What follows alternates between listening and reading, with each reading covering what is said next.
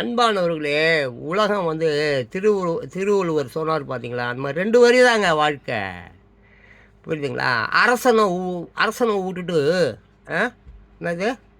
Sorry, புருஷனை விட்டுட்டு அரசனை சுற்றுவாளாம்.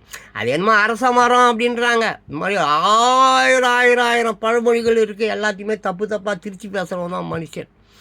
ஆனால் ஒரு விஷயந்தான், சின்ன சிம்பிள் மேட்ரு, இருக்கிறத விட்டுட்டு பறக்கிறத பிடிக்கிறது.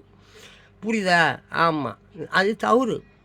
ஆமாம், கையில் ஒரு பறவை இருக்குதுன்னு வச்சுக்கோ, அதை பத்திரமா பார்த்து வச்சுக்கோ. ஆமாம், பழைய பறவை போனாதான் புதிய பறவை வரணும். அடப்போடா, அசிங்கமாக கெட்ட வார்த்தை பேசுறதுல ஜான் பாஸ்கோ அடிச்சிக்கவே முடியாது. புரியுதா?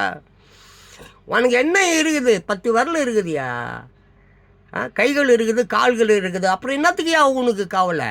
அதை முதல்ல பயன்படுத்து. அதை ஓட்டுட்டு அவன் சொத்து வேணும், அவன் பொண்டாட்டி வேணும், அந்த நாடு வேணும், அப்படி எல்லாம் கேட்டவங்கலாம் அந்த சிந்து சமவெளி நாகரிகத்தில் இருந்து வந்தவர்களாம் அந்த இருளர்கள்.